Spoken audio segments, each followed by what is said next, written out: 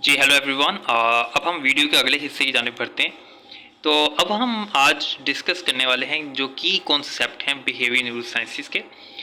तो it means के behaviour neuro sciences किन किन कॉन्सेप्ट के ऊपर बनाई गई है या इसके मेजर सब्जेक्ट्स कौन से हैं जिनको हम इसके अंदर स्टडी करते हैं।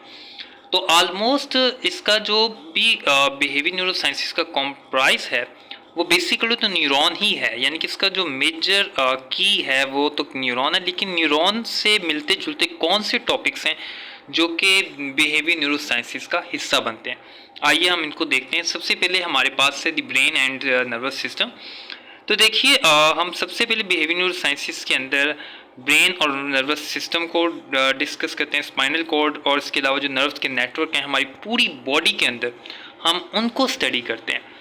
इसके अलावा जो ब्रेन है वो रिस्पॉन्सिबल है इन्फॉर्मेशन को प्रोसेस करने के लिए, फिर बाद में हमारी बॉडी की जो फंक्शन है उनको रेगुलेट करने के लिए, उनको चलाने के लिए। और इस तरह जो भी हम बिहेवियर करते हैं, sad, happy, any kind of, तो उन बिहेवियर को कंट्रोल करना भी ब्रेन का ही काम है। और हम ये देखते हैं कि हमारा ब्रेन न्यूरॉन्स के नेटवर्क की मदद से किस तरह हमारे बिहेवियर को कंट्रोल करता है, हमारी बॉडीली फंक्शंस को रेगुलेट करता है और किस तरह से इंफॉर्मेशन प्रोसेस होती है न्यूरॉन की मदद से। जैसे जैसे हम आगे बढ़ेंगे तो आपको इसके बारे में मज़ीद डिटेल समझने में मदद मिलेगी। इससे आगे मैं डिस्कस करना चाहूँगा न्यूरॉन्स और सिनेप्सिस को। न्यूरॉन्स को बेसिकली तो एक अलग सी वीडियो में भी डिस्कस किया जाएगा, लेकिन यहाँ पे इसका बेसिक इंट्रोडक्शन देता चलूँ तो न्यूरॉन जो हैं वो असल में हमारी बॉडी के अंदर पाए जाने वाले छोटे से सेल होते हैं, छोटे छोटे जिनके ऊपर ये न्यूरो साइंसेस बेस करती है। ये जो सेल्स हैं हमारी थ्रू आउट दी बॉडी पाए जाते हैं और ये छोटे छोटे आपस में न्यूरॉन्स मिलकर एक बड़े कनेक्शन बिल्ड करते हैं जिनकी मदद से इंफॉर्मेशन ट्रांसफ़र होती है। हमारे कोई भी एक्टिविटी जो हम करते हैं वो इसके अंदर इन्वॉल्व होती है। न्यूरॉन्स जो होते हैं वो स्पेशलाइज सेल होते हैं नर्वस सिस्टम के, जो कि इलेक्ट्रिकल ट्रांसमिशन करते हैं, केमिकल सिग्नल्स ट्रांसमिट करते हैं। इलेक्ट्रिकल ट्रांसमिशन के अंदर ये एक इलेक्ट्रिक इम्पल्स जनरेट करते हैं हमारी बॉडी के अंदर, जो कि सिग्नल्स ब्रेन तक लेके जाती है और इसके बाद जो है हम एक पर्टिकुलर बिहेवियर या फिर कोई भी फंक्शन करते हैं। ऑलमोस्ट जो हमारे सेंसेस हैं वो इलेक्ट्रिकल सिग्नल्स ट्रांसमिट करते हैं, जबकि बाद में हमारी जो बॉडी का रिस्पॉन्स आता है समटाइम्स वो केमिकल सिग्नल्स की शक्ल में आता है, यानी कि कोई स्पेशल केमिकल जिसे हम न्यूरो ट्रांसमीटर कह सकते हैं उसका रिलीज़ होना केमिकल सिग्नल्स के अंदर आता है। तो ये सिग्नल क्या करते हैं कि छोटे छोटे गैप्स जिनको हम सिनेप्सिस कहते हैं, उन गैप्स के ज़रिए जंप करके एक न्यूरॉन दूसरे न्यूरॉन से कम्युनिकेट करता है। यानी कि आप इमेजिन कर लें कि दो न्यूरॉन हैं, उन दो न्यूरॉन्स की जो एक उनका सबसे आखिरी पार्ट है, अब एक मैसेज आता है भागकर वो अगले न्यूरॉन की जानिब, तो वहाँ पर वो दरमियान में एक छोटा सा गैप है जिसे आप यानी कि कह लो एक हर्डल है, वहाँ से ना ये मैसेज जंप करके अगली जानिब जाता है। अगले न्यूरॉन जो है वो इसको रिसीव करता है, फिर उससे अगली जानिब। अब सवाल ही पैदा होता है सर यानी कि ये गैप क्यों ज़रूरी है। देखिए इस गैप के अंदर छोटे छोटे बहुत सारे किस्म के केमिकल्स, कुछ तरह के ऐसे ना हम क्यों कह लें कि कुछ ऐसे आयंस या फिर मॉलिक्यूल्स पाए जाते हैं जो कि मैसेज को तेज़ी से जंप करवाते हैं अगले न्यूरॉन में। असल में ये जो गैप होता है ये गैप बहुत ही माइनर होता है कि आम आँख से तो खैर बहुत दूर की बात, ये बिल्कुल महसूस भी नहीं होता, लेकिन इस गैप की मदद से ही मैसेज आगे तेज़ी से जंप करता है। अगर ये गैप नहीं होगा तो मैसेज आलमोस्ट उसी फ्लो से ही आएगा जैसे कि पीछे से आ रहा है, लेकिन जैसे वो इस जंक्शन पर पहुंचेगा तो उसको एक तरह का यूँ समझ लें कि धक्का लगेगा और वह धक्का लगने की वजह से अगला मैसेज आगे तेज़ी से ट्रांसफ़र होगा और फिर इस तरह तेज़ी से आगे बढ़ता जाएगा। यूँ कह लें ये एक हर्डल का काम करता है। आगे हम करें ब्रेन के रीजन्स को और इसके फंक्शंस को, यानी कि कौन कौन से ब्रेन के पार्ट्स हैं, ब्रेन के एक एरियाज़ हैं जो कि हमारी बॉडी फंक्शंस के लिए रिस्पॉन्सिबल हैं। फॉर एग्जांपल जो हमारी फ्रंटल लोब है वो इन्वॉल्व होती है हमारी डिसीजन मेकिंग में, प्रॉब्लम सॉल्विंग के अंदर, और इस तरह एमिगडाला बड़ा इंपॉर्टेंट रोल प्ले करता है हमारी इमोशनल रिस्पॉन्सेज में। इसके अलावा जब हम इनको स्टडी करते हैं ब्रेन के रीजन्स को, तो ये हमारी मदद करता है, यानी कि ख़ास तौर पर रिसर्चर्स की, कि वो बिहेवियर को स्टडी कर सकें और ब्रेन के जो खास एरियाज़ हैं उनके फंक्शंस को भी स्टडी कर सकें। इसके बाद हम आते हैं न्यूरोप्लास्टिसिटी को। ये भी बड़ा की कॉन्सेप्ट है इसका और ये आगे जाके बहुत इंटरेस्टिंग बन जाता है कि जो न्यूरोप्लास्टिसिटी हम उसको रेफर करते हैं ब्रेन की कैपेबिलिटी से, जो कि चेंज करती है और अडॉप्ट होती है थ्रू आउट द लाइफ, यानी कि ब्रेन की कैपेबिलिटी जो कि डेली बेस पर एक अपना चेंज जो है वो चेंज उसको अडॉप्ट भी करती है और उसके अंदर वो चेंज बनता भी है। यूँ कह लें कि ये ब्रेन को अलाउ करती है कि वो अपने रिकॉग्नाइज कर सके अपने आप को in response to experience, learning and environmental factors. इसकी एग्जांपल मैं यूँ देना चाहूँगा कि देखिए हमारा ब्रेन जो है वो हर दिन मुख्तलिफ़ तरह की नई इन्फॉर्मेशन हमारे ब्रेन में आती रहती है, ट्रांसफ़र होती रहती है। तो उसके अंदर होता ये है कि जो पुरानी इन्फॉर्मेशन होती है उसको हम यानी कि अपनी लॉन्ग टर्म मेमोरी के अंदर डालते रहते हैं, जबकि न्यू मेमोरी है वो हमारे कॉन्शियस पार्ट का या फिर समझ लें कि हमारी सेंसरी मेमोरी और शॉर्ट टर्म मेमोरी का हिस्सा बनती रहती है। तो इस तरह क्या करता है कि ब्रेन जो है वो हर दिन रिफ़्रेश होता है, जिस तरह हम अपने कंप्यूटर को रिफ़्रेश करते हैं तो ब्रेन रिफ़्रेश होता रहता है। तो जो पुराने न्यूरॉन्स हैं उनके कनेक्शन मुरझा जाते हैं और इसके बाद नए कनेक्शन हर दिन बनते हैं। इन नए कनेक्शन से क्या होता है कि नई इन्फॉर्मेशन स्टोर होती है। एग्जांपल ले लें कि जनाब आपने एक तरह का एक कैसेट है जिसकी जो एक ख़ास मखसूस स्पेस है, आपने उस कैसेट के अंदर एक मखसूस तरह का ऑडियो रिकॉर्ड कर लिया। अब वो ऑडियो रिकॉर्ड होकर आपके पास महफूज हो गया। अब होगा क्या कि आप उस कैसेट को निकाल दोगे, अब नई कैसेट अंदर फीड करोगे ताकि जो नई इन्फॉर्मेशन है उसको आप रिसीव कर सको।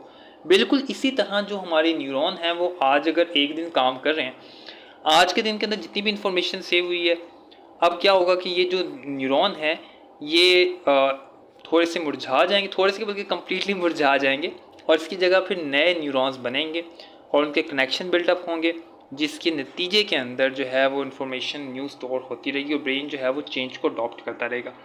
इसके बाद बहुत इंपॉर्टेंट चीज़ न्यूरोट्रांसमीटर जो है वो हमारे ब्रेन का सबसे इम्पोर्टेंट पार्ट है, हमारे न्यूरॉन्स का सबसे इम्पोर्टेंट पार्ट है जिसे मैं ये कहूँगा, जो कि क्या करते हैं कि ये केमिकल होते हैं और ये केमिकल्स लिक्विड फॉर्म में ही होते हैं और इनका काम ये होता है कि हमारे मूड को, हमारे इमोशंस को और हमारी जो कोग्निशन है जिसे हम उर्दू में वकूफ़ कहेंगे, या यूँ समझ लें कि हमारी जिसके अंदर मेमोरी और परसेप्शन वगैरह आ जाता है, ये हमारी कोग्निशन के अंदर चीज़ें आती हैं।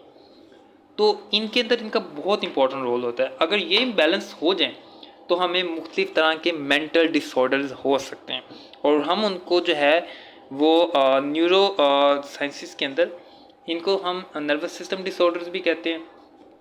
इसके अलावा इनको हम न्यूरोलॉजिकल डिसऑर्डर्स भी कहते हैं। और अमूमन जितने भी न्यूरोलॉजिकल डिसऑर्डर्स होते हैं वो ज़्यादातर जो है वो ये जो केमिकल हैं, न्यूरोट्रांसमीटर हैं, इनके इम्बैलेंस होने की वजह से ही होते हैं। एक और यहाँ पे चीज़ बात क्लियर करता चलूँ कि हमारी जो स्किज़ोफ्रेनिया नाम की बीमारी, ये मेंटल डिसऑर्डर है, उसके अंदर भी कहा जाता है कि एक न्यूरोट्रांसमीटर जो कि जिसका नाम है डोपामाइन, वो बहुत इंपॉर्टेंट रोल प्ले करता है। उसका इम्बैलेंस होने से भी स्किज़ोफ्रेनिया हो जाता है। तो इसके बाद अगर हम डिस्कस करते हैं एनिमल्स की स्टडीज़ को, बिहेवियर न्यूरोसाइंसिस जो है वो रिसर्च करती है एनिमल्स का, जैसे कि हम रोडेंट्स जिन्हें हम कुछ मखसूस ज़बान के अंदर हम मेंढक की एक टाइप है ये, इसके अलावा प्राइमेट्स को स्टडी करते हैं तो अंडरस्टैंड कर सकें जो ब्रेन के प्रिंसिपल्स हैं, उनके फंक्शन और उनके बिहेवियर को। ये चीज़ रिसर्चर्स की हेल्प कर सकती है कि वो आइडेंटिफाई कर सकें पोटेंशियल ट्रीटमेंट उन ह्यूमंस के लिए जिनको कोई न्यूरोलॉजिकल या फिर साइकेट्रिक डिसऑर्डर है। इसके बाद ह्यूमन स्टडी भी करते हैं। तो ह्यूमन स्टडी के अंदर यानी कि हम बहुत सारी टेक्निक जैसे कि FMRI, functional magnetic resonance imaging, और इसके अलावा इलेक्ट्रोएंसेफालोग्राफी, ये इन्वेस्टिगेट करने के लिए कि हमारी ब्रेन की एक्टिविटी किस तरह से काम कर रही है, और ये स्टडी हमें प्रोवाइड करती है वैल्यूएबल इनसाइट ह्यूमन के ब्रेन और फंक्शंस के बारे में। अमूमन ये मशीनें जो है वो बड़े हॉस्पिटल्स के अंदर पाई जाती हैं और जिनको कोई सर पे चोट आ जाए या जिनके एबनॉर्मल बिहेवियर हो जाए चोट की वजह से, तो फिर उनके सर का CT स्कैन, वर्ड आपने बड़ा सुना होगा, और इसके अलावा एक वर्ड है MRI स्कैन। ये मशीनें होती हैं जिनके अंदर से एक पेशेंट को गुजारा जाता है और देखा जाता है कि हाँ जी उसके ब्रेन के किन एरियाज़ में चोट लगी या उसका ब्रेन के जो टिश्यूज़ हैं क्या वो ठीक से काम कर रहे हैं नहीं कर रहे, उसकी एक इमेज आ जाती है। तो हम जो है बिहेवियर न्यूरोसाइंसिस में ह्यूमन माइंड को भी डिस्कस करते हैं। अब आ जाती हैं इसकी एप्लीकेशंस कौन सी हैं। तो बहुत इंटरेस्टिंग चीज़ है कि जनाब इसकी एप्लीकेशन मेंटल हेल्थ के अंदर आ जाती है। सबसे मोस्ट इंपॉर्टेंट बताने की भी आई थिंक ज़रूरत नहीं पड़ेगी। तो बहुत सारे डिसऑर्डर जैसे कि डिप्रेशन, एंग्जाइटी, बाइपोलर और स्किज़ोफ्रेनिया जो है हम उनको न्यूरोलॉजिकल उनकी बेसिस चेक करते हैं कि कहीं न्यूरॉन्स की या न्यूरोट्रांसमीटर की डिस्टर्बेंस की वजह से तो कोई ये डिसऑर्डर तो नहीं हुआ। इसके अलावा हम आगे करते हैं न्यूरोलॉजिकल डिसऑर्डर, जो कि पहले से ऐसे लिखा हुआ है, लेकिन न्यूरोलॉजिकल डिसऑर्डर एक अलग है। यहाँ पे मेंटल हेल्थ की अगर बात करें तो उसके अंदर वो तमाम डिसऑर्डर आ जाते हैं जिनका ताल्लुक न्यूरॉन्स से है भी और नहीं भी, यानी कि हम एक बेस चेक करते हैं। लेकिन जब हम बात करें न्यूरोलॉजिकल डिसऑर्डर की तो इसके अंदर अल्जाइमर डिजीज़, पार्किंसन डिजीज़ और ट्रॉमेटिक ब्रेन इंजरी भी आ जाती है। फिर इसके अलावा आ जाती है हमारे पास लर्निंग एंड मेमोरी आ जाती है। हम इसको भी स्टडी करते हैं, मेमोरी को, और किस तरह हम लर्न करते हैं। जो भी हम इंफॉर्मेशन स्टोर करते हैं वो किस तरह हमारे ब्रेन में स्टोर होती है न्यूरॉन्स की मदद से, उसकी पूरी टेक्निक हम इसके अंदर स्टडी करते हैं। फिर डिसीजन मेकिंग और रिस्क रिलेटेड बिहेवियर, जो भी हम जजमेंट, जो भी परसेप्शन, जो भी कोग्निशन या किसी भी तरह का कोई भी हम एक ख़ास एक्टिविटी कर रहे होते हैं उसके पीछे हमारे न्यूरॉन्स किस तरह से काम करते हैं। जैसे कि मैं बात करूँ, अगर आपका जो है एक फास्ट पीसी काम बहुत अच्छे से काम कर रहा है तो हम ये देखेंगे कि इस पीसी के जो फिजिकल स्ट्रक्चर है उसके बिहाइंड पे ये कैसे इतना तेज़ी से काम कर रहा है। कोग्निटिव इन्हेंसमेंट की बात करूँ तो बहुत सी कोग्निटिव फंक्शन, अटेंशन, मेमोरी, इन सब को जो है उनको हम स्टडी करते हैं बिहेवियर न्यूरोसाइंसिस में। स्ट्रेस मैनेजमेंट के अंदर इसका बहुत इंपॉर्टेंट रोल है। जैसे कि हम अंडरस्टैंड करते हैं कि स्ट्रेस किस तरह से डेवलप होता है और हम किस तरह इसको मैनेज कर सकते हैं अगर हमारे जो है न्यूरॉन्स की या हमारे नर्वस सिस्टम की एक्टिविटी नॉर्मल रहती है। जैसे कि अगर हम बात करें डोपामाइन, अगर ये नॉर्मल रहे तो या फिर इसकी जो मकदार है थोड़ी सी इंक्रीज़ हो तो हम मोटिवेटेड और हैप्पी हो जाते हैं। सेरोटोनिन जो न्यूरोट्रांसमीटर है, इसके बाद ये हमें सुकून देता है, इसको हैप्पी न्यूरोट्रांसमीटर कहते हैं। इसके अलावा हम स्लीप एंड सर्कैडियन रिदम को स्टडी करते हैं। स्लीप और सर्कैडियन रिदम जो है उसको कहूँ तो हमारा स्लीप और अवेक साइकिल है। स्लीप और अवेक साइकिल, कितने बजे सोते हो, कितने बजे उठते हो, सोते वक्त कौन से न्यूरोट्रांसमीटर रिलीज़ होते हैं, हमारा ब्रेन किस तरह से काम करता है, सोते वक्त हमारे ब्रेन की क्या एक्टिविटी होती है, जब उठते हैं तब कैसे हमारी आँख खुल जाती है और कैसे, यानी कि कौन से न्यूरोट्रांसमीटर हमें उठाते हैं और हमारी आंखें किस तरह से ऑटोमेटिकली खुलने लगती हैं। ये सारा कुछ जो है स्लीप और सर्कैडियन रिदम में हम स्टडी करते हैं। सोशल इंटरेक्शन को भी इसके अंदर देखा जाता है कि हमारी दूसरों के लिए सोशल जैसे बिहेवियर है, एम्पैथी है, डिसीजन मेकिंग है, सोशल कॉन्टैक्ट्स वगैरह, और जितने भी हमारे रिलेशनशिप्स हैं, हम बिहेवियर न्यूरोसाइंस के जो रिसर्चर्स हैं वो इनकी न्यूरोलॉजिकल बेसिस को भी चेक करते हैं। न्यूरोलॉजिकल बेसिस यूँ है कि देखा जाता है जेनेटिक फैक्टर्स को एक बंदे के एक ख़ास तरह के लोगों में किस वजह से इंटरेस्ट है, उसके बिहेवियर के अंदर क्या ऐसा ब्रेन का जो फंक्शनिंग जो है वो रोल प्ले करिए कि वो उनकी तरफ ज़्यादा मतवज्जो है। उम्मीद करता हूँ कि आपको मेरी ये वीडियो पसंद आई होगी। अपना ढेर सारा ख्याल रखिएगा, दुआओं में याद रखिएगा। किसी भी तरह के क्वेश्चंस हों तो आप अपने कमेंट्स में पूछ सकते हैं। Thank you.